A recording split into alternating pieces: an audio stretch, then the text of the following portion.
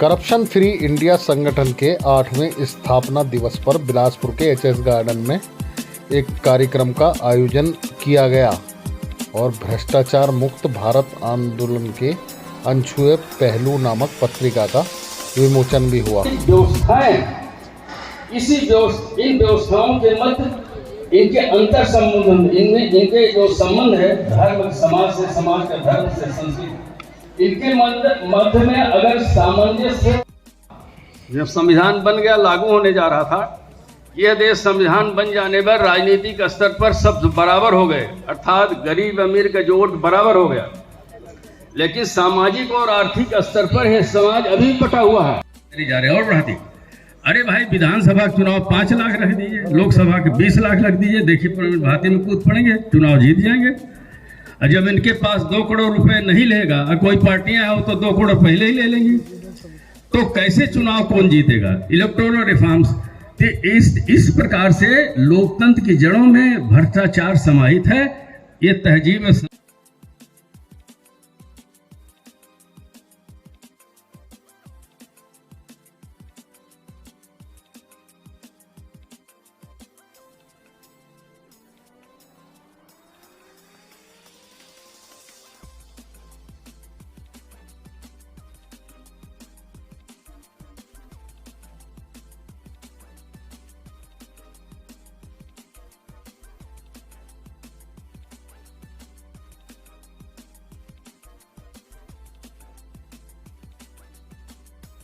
नहीं होगा तब तक हम भारत को विश्व गुरु नहीं बना सकते।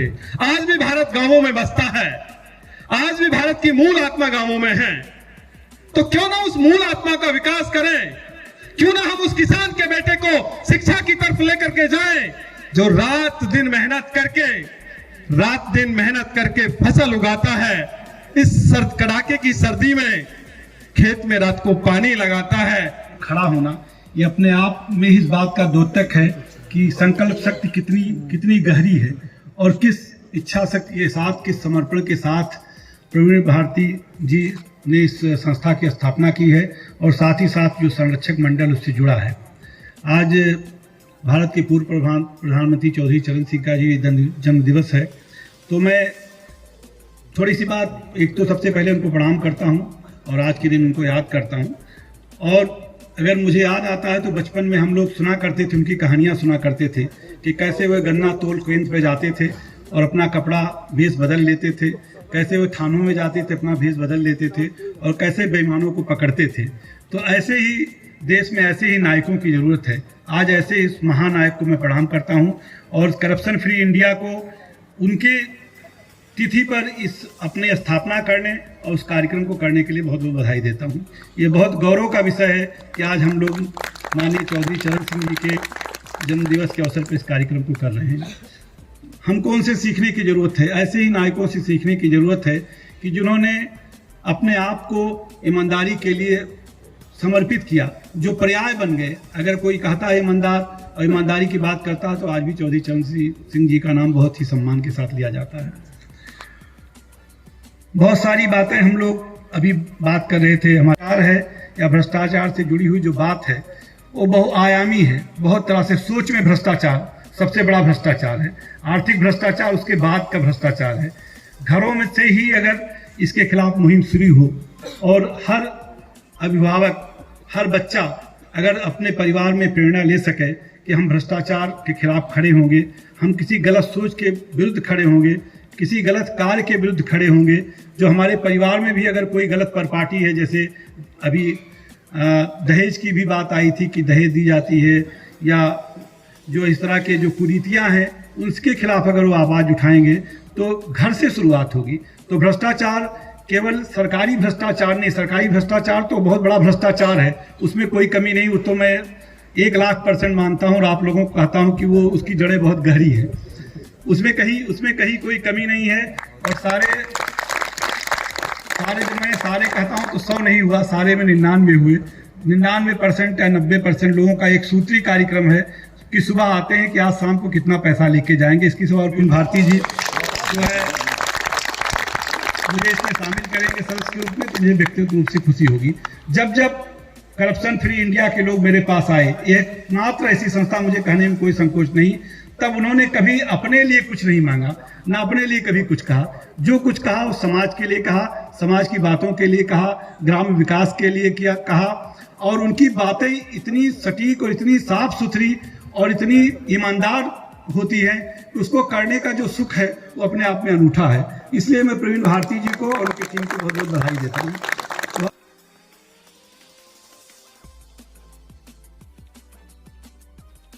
ये आता हूं, इस परिकल्पना को लेकर के हमको आज से 5000 वर्ष पहले ये बात कही गई, जिसको कि करप्शन फ्री इंडिया संगठन प्रवीण भारतीय के संस्थापक होने के साथ में उसको आगे बढ़ाने की कोशिश कर रहा है।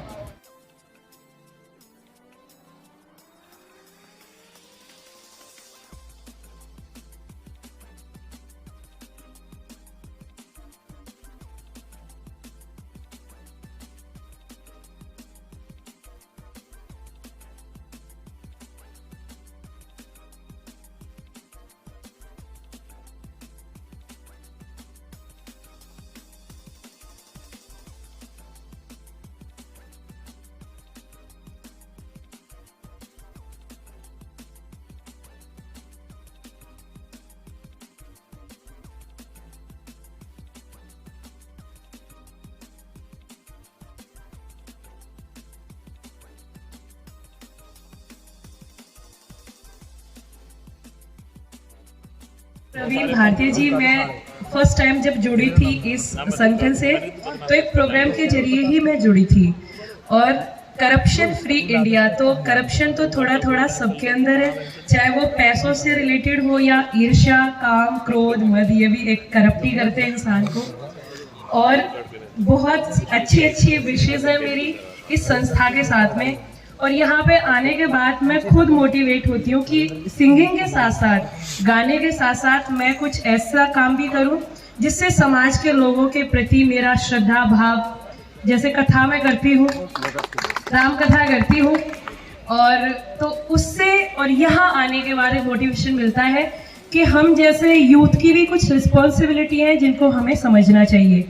अगर मैं बात करूँ आज के लोगों की, संस्कार की बात कर रहे थे सभी जितने भी यहाँ मंच पे बैठे हैं, लेकिन रामायण भागवत कथा, आप में से कितने लोग हैं जो अपने बच्चों को कहते हैं कि आपको रामायण पढ़नी चाहिए? उठाइए हाथ, कितने लोग कहते हैं?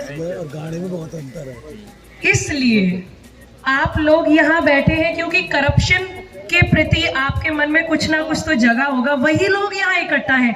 अदरवाइज क्या इतने लोग थोड़ी ना है जिनसे हम बात करते हैं या कांटेक्ट में रहते हैं, वही लोग यहाँ आए हैं जिनके मन में इस संस्था के प्रति कुछ ना कुछ डेडिकेशन है, कुछ करने की इच्छा है।